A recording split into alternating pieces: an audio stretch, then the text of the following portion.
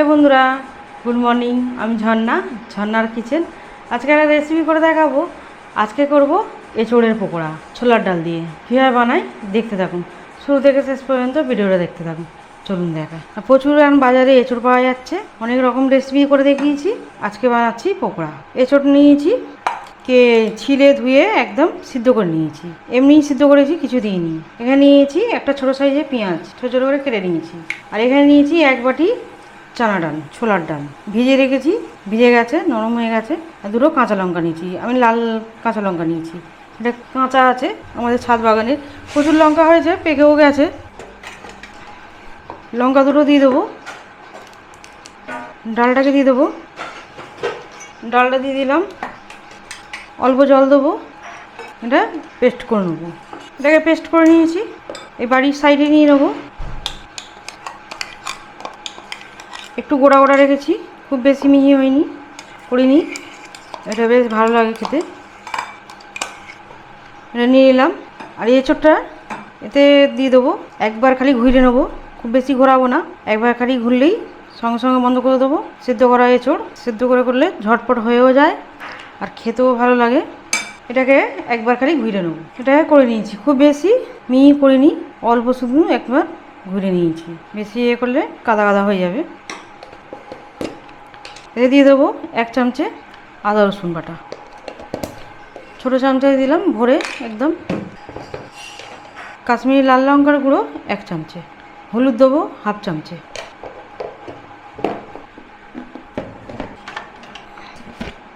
চালের আটা নিয়েছি এক চামচে ভরে দিয়ে দিলাম, এটা দিলে ক্রিস্পি হবে।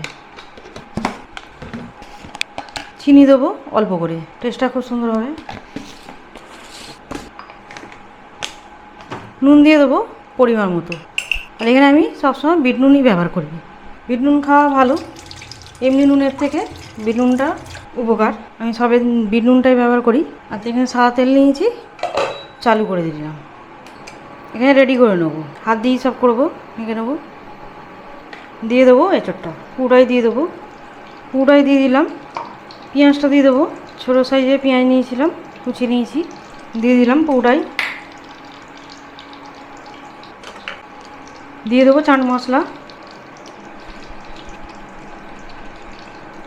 ছোটো চামচেতে হাফ চামচে চাট মশলা। ভালো করে মিশিয়ে নেবো, জল লাগবে না। ডালে বাটার সময় যেমন একদম সামান্য জল দিয়েছিলাম, আর কোনো জলই লাগবে না। এটা ভালো করে এটাকে মেখে নিতে হবে।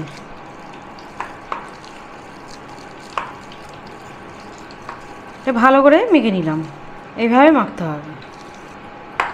তেল গরম হয়ে গেছে, ছোটো ছোটো করে দিয়ে দেবো। পকোড়াগুলি এরকম সাইজ করবো, দিয়ে দেবো। তেলটা গরম হয়ে গেছে,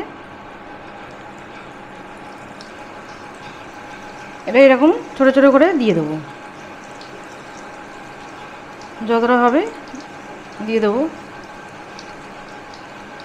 আর এটা শুধু মুখে খেতে ভালো লাগে, এটা আবার চা কফি দিয়েও খেতে ভালো লাগে। এটা আগে আমি বানিয়েছিলাম, দেখাইনি, কিন্তু খেতে বেশ ভালো হয়েছে। তারপর ভাবলাম আজকে ঝর্ণার কিচেনে রান্না হবে, তারপর করে ফেললাম। আর এটা আবার রাইস দিয়েও খেতে ভালো লাগে।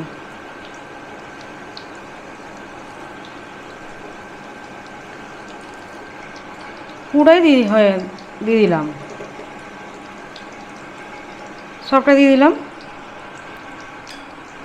একটু হোক, তারপরে উল্টাবো। উল্টে পাল্টে গোল্ডেন কালার করে ভেজে নেবো। কত সুন্দর হয়েছে। আর একটু হবে, উল্টে পাল্টে ভেজে নেব।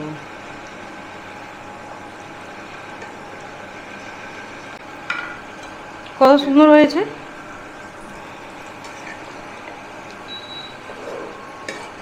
ভাজা হয়ে গেছে, তুলে নেব।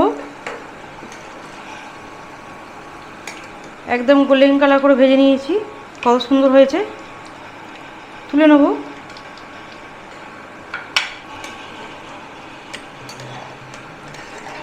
সবগুলোকে তুলে নেব।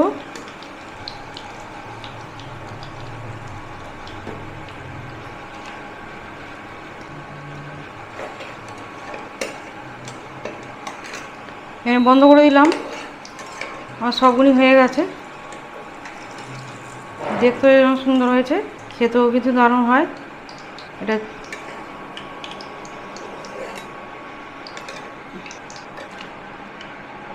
একদম রেডি হয়ে গেল।